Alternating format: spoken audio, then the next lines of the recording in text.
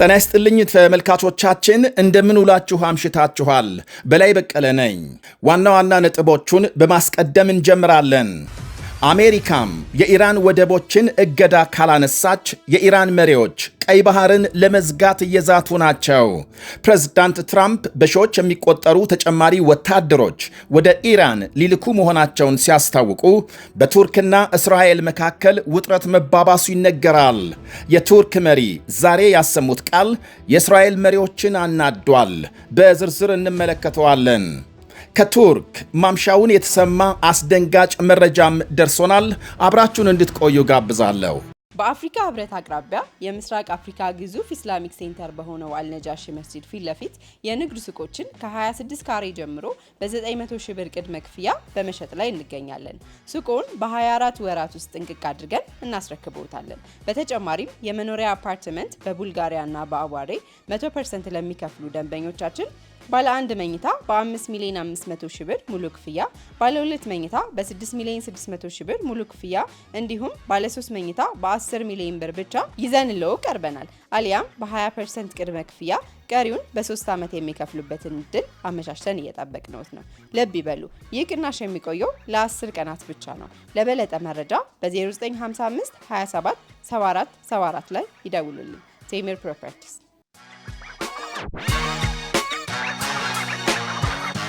አሜሪካም በኢራን ወደቦች የጣለችውን ክልከላ ካላነሳች ኢራን ቀይ ባህርን ለመዝጋት ማስጠንቀቋ ተነገረ።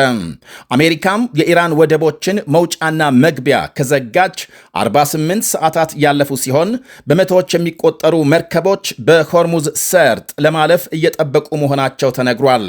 የአሜሪካው መሪ ዶናልድ ትራምፕ የሆርሙዝ መተላለፊያም እየተከፈተ መሆኑን ቀደም ሲል ለፋክስ ኒውስ ገልጸዋል። የኢራን አንድ ክፍለ ጦር አዛዥ አሜሪካም የቴሄራንን የባህር በሮች መዝጋቷን ከቀጠለች በቀይ ባህር፣ በባህረ ሰላጤውና በኦማን ባህር የሚደረጉ ገቢና ወጪ ዕቃዎች ዝውውርን ለማገድ ዝተዋል። ትራምፕ በሌላ በኩል ከኢራን ጋር የተደረሰውን ተኩስ አቁም ስምምነት ማራዘም አስፈላጊ አይደለም እያሉ ናቸው። በቀጣዮቹ ጥቂት ቀናት ወሳኝ የሆኑ ውጤቶች እንደሚኖሩ የገለጹ ሲሆን ሌላ አንድ የአሜሪካ ከፍተኛ ባለስልጣን በበኩላቸው ተኩስ አቁሙን ለማራዘም ከኢራን ጋር ንግግር እየተካሄደ መሆኑን ገልጸዋል። በእርግጥ አሜሪካም ተኩስ አቁሙን ለማራዘም በይፋም አልተስማማችም ብለዋል። የኢራን ውጭ ጉዳይ ሚኒስቴርም ቢሆን በፓኪስታን በኩል ከአሜሪካ ጋር የመልእክት ልውውጥ እየተካሄደ መሆኑን አረጋግጧል። ያም ሆኖ አሜሪካም የኢራን ወደቦችን ዘግታ የምትቆይ ከሆነ የተኩስ አቁሙ ስምምነት ከወዲሁ ሊጣስ እንደሚችል ታዛቢዎች ያስጠነቅቃሉ። በሌላ በኩል አሜሪካም በመጪዎቹ ቀናት ተጨማሪ በሺዎች የሚቆጠሩ ወታደሮች ወደ መካከለኛው ምስራቅ እንደምትልክ ማስታወቋም የኢራንን ባህር ክልል በፍጥነት ለቃ እንደማትወጣ አንድ ማሳያ ነው የሚሉም አሉ። የቱርክ ፕሬዝዳንት ራሲብ ጣይብ ኤርዶዋን በሌላ በኩል እስራኤል በኢራንና አሜሪካ መካከል የተደረሰውን ተኩስ አቁም እንድታሰናክል ክፍተት መፍጠር እንደማይገባ አስገንዝበዋል። የጠቅላይ ሚኒስትር ቤንያሚን ኔታንያሁ መንግስት በተኩስ አቁም ሂደቱ ደስተኛ አለመሆኑ ይታወቃል ያሉት ኤርዶዋን በየትኛውም ሁኔታም ስምምነቱ እንዲሰናከል ጥረት ማድረጉ አይቀርም ሲሉ አሳስበዋል። ቱርክ በኢራንና አሜሪካ መካከል የተፈጠረው ውጥረት እንዲረግብና ተኩስ አቁሙ እንዲራዘም የተቻላትን ሁሉ ታደርጋለች ብለዋል ኤርዶዋን። በቀጠናው ሰላም ካለ ከእስራኤል አገዛዝ በስተቀር ነው፣ በክልላችን መረጋጋት ከሰፈነ ደግሞ ከእስራኤል መንግስት ውጪ ነው በማለት የሰጡት ቃል በሁለቱ ሀገሮች መካከል የተፈጠረው ውጥረት እየተባባሰ መሆኑን የሚያሳይ ነው ይላሉ ታዛቢዎች።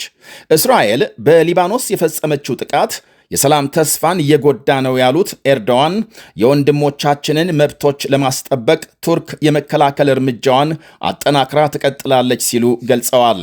የእስራኤልና የቱርክ የሰሞኑ ቅራኔ ተባብሶ ሲቀጥል በኔታንያሁና በኤርዶዋን መካከል የቃላት ጦርነቱም ተደጋግሞ ተሰምቷል። የቱርክ ውጭ ጉዳይ ሚኒስቴር ኔታንያሁ የኢራን አሜሪካንን የሰላም ድርድር እንዲጨናገፍ እየሞከሩ ነው በሚል መክሰሱን ተከትሎ ውጥረቱ እየተባባሰ መሄዱ ይወሳል።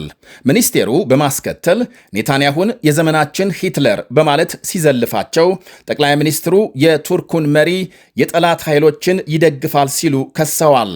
ኩርዶች ላይ የሚፈጽሙትን ጨምሮ በሀገር ውስጥ ያራምዳል ያሉትን የኃይል እርምጃም ጠቅሰዋል።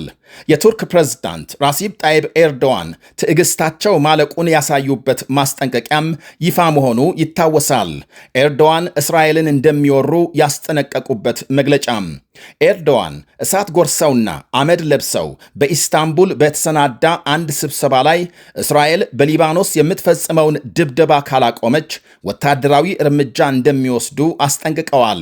የሁለቱ ሀገራት መሪዎች ውዝግብ እየጋለ የሄደው አንድ የቱርክ ፍርድ ቤት ጠቅላይ ሚኒስትር ኔታንያሁና ሌሎች 35 ባለስልጣናት ባለፈው ጥቅምት ዓለም አቀፍ እርዳታ የያዙ ጥቂት ማለትም ታዋቂ ሰዎች ወደ ጋዛ እንዳይገቡ ከልክለዋል በሚል ተላልፈው እንዲሰጡ መወሰኑን ተከትሎ ነው ተብሏል። ከተከሰሱት የእስራኤል ባለስልጣናት መካከል መከላከያ ሚኒስትር እስራኤል ካትስ እና የብሔራዊ ጸጥታ ጉዳዮች ሚኒስትር ቤን ጋቪር ይገኙበታል።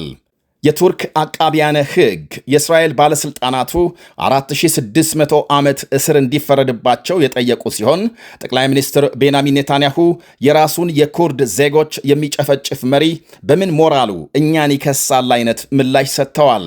ኤርዶዋንን መሆኑ ነው። እንዲሁም ለኢራን አገዛዝና ለተቀጥላ ቡድኖቹ ድጋፍ ይሰጣል ሲሉም የቱርክን ፕሬዝዳንት ከሰዋል። እናም እስራኤል የኢራንን የሽብር አገዛዝና ቡድኖቹን መዋጋት አጠናክራ ትቀጥላለች ብለዋል። ይህ በእንዲህ እንዳለ በአሜሪካ የተካሄደውና ታሪካዊ የተባለው የእስራኤል ሊባኖስ የሰላም ንግግር በቀጣይ ቀጥተኛ ድርድር ለማካሄድ የሚያስችል ስምምነት በመድረስ መጠናቀቁ ታውቋል። ንግግሩ በጥሩ የመግባባት መንፈስ የተካሄደ ነው ብለዋል የአሜሪካ ባለስልጣናት። የሰላም ንግግሩ በዋሽንግተን ዲሲ ተካሂዶ እስኪጠናቀቅ ታዲያ በሊባኖስ በእስራኤልና ሄዝቦላህ መካከል ውጊያ ተጠናክሮ መቀጠሉን ዘገቦች አመልክተዋል። በእስካሁኑ የእስራኤል የሊባኖስ ዘመቻም የሞቱ ሰዎች ቁጥር ከ2100 በላይ ሲደርስ ከ7000 የሚልቁ መቁሰላቸው ተነግሯል።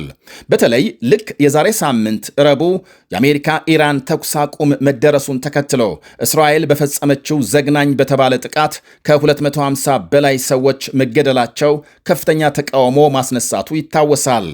የተባበሩት መንግስታት ኤክስፐርቶች እስራኤል በዘፈቀደም እየፈጸመች ነው ያሉት የሊባኖስ ድብደባን አውግዘዋል። ዛሬ የእስራኤል ዘመቻም ራስን ከመከላከል ያለፈ የተባበሩት መንግስታትን ሕጎች የጣሰ ተግባር ነው ብለዋል።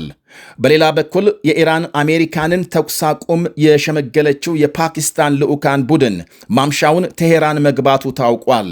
የቡድኑ ዓላማም ተኩስ አቁሙ እንዲራዘምና የሰላም ንግግሩ እንዲቀጥል ግፊት ለማድረግ ነው ተብሏል።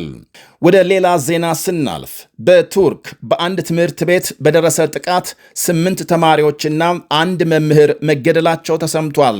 ማምሻውን የቱርክ ሀገር ውስጥ ጉዳይ ሚኒስቴር ባወጣው መግለጫም በደቡባዊ ቱርክ በሁለተኛ ደረጃ ትምህርት ቤት አንድ ታጣቂ ተኩስ ከፍቶ ግድያውን እንደፈጸመና 13 ሰዎች ክፉኛ መቁሰላቸውን አመልክቷል።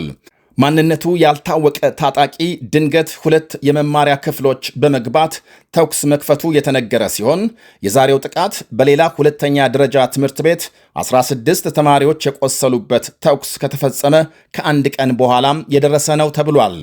የትላንትናውን ጥቃት የፈጸመው የትምህርት ቤቱ የቀድሞ ተማሪ ሲሆን ተማሪዎቹን ካቆሰለ በኋላም ራሱን አጥፍቷል። የዛሬውን ጥቃት ያደረሰው ደግሞ ማንነቱ ያልተገለጸ ነገር ግን እርሱ ሲገደል ወላጅ አባቱ መያዙን ዘገቦች አመልክተዋል። ወደ ሌላ ዜና ስናልፍ በአሜሪካ ጦር ጥቃት ተፈጽሞባቸው ከአንድ ወር በላይ ስሪላንካ እንዲቆዩ የተገደዱ ከ200 በላይ የኢራን ባህር ኃይል አባላት ሀገራቸው ገብተዋል። የኢራን ጦር መርከብ የሆነችው አይሪስ ዴና ባለፈው ወር በአሜሪካ ሰርጓጅ መርከብ ከተመታች በኋላ 104 ባህረተኞች ሲገደሉ መርከቧ ደግሞ ከስሪላንካ የባህር ዳርቻ 40 ኪሎ ሜትር ላይ መስመጧም ይታወሳል። ከዚያ ጥቃት ማግስት ደግሞ የሞተር ብልሽት የገጠማት አይሬንስ የተባለች መርከብ በስሪላንካ ፈቃድ ወደብ ላይ እንድትቆይ መደረጉ ይታወቃል። በአፍሪካ ህብረት አቅራቢያ የምስራቅ አፍሪካ ግዙፍ ኢስላሚክ ሴንተር በሆነው አልነጃሺ መስጂድ ፊት ለፊት የንግድ ሱቆችን ከ26 ካሬ ጀምሮ በ900 ሺህ ብር ቅድመ ክፍያ በመሸጥ ላይ እንገኛለን። ሱቁን በ24 ወራት ውስጥ ጥንቅቅ አድርገን እናስረክብዎታለን። በተጨማሪም የመኖሪያ አፓርትመንት በቡልጋሪያና በአዋሬ 100% ለሚከፍሉ ደንበኞቻችን ባለ 1 መኝታ በ5 ሚሊዮን 500 ሺህ ብር ሙሉ ክፍያ፣ ባለ 2 መኝታ በ6 ሚሊዮን 600 ሺህ ብር ሙሉ ክፍያ እንዲሁም ባለ 3 መኝታ በ10 ሚሊዮን ብር ብቻ ይዘንልዎ ቀርበናል። አሊያም በ20% ቅድመ ክፍያ ቀሪውን በ3 ዓመት የሚከፍሉበትን እድል አመቻችተን እየጠበቅነዎት ነው። ልብ ይበሉ፣ ይህ ቅናሽ የሚቆየው ለ10 ቀናት ብቻ ነው። ለበለጠ መረጃ በ0955 27 74 74 ላይ ይደውሉልን። ቴምር ፕሮፐርቲስ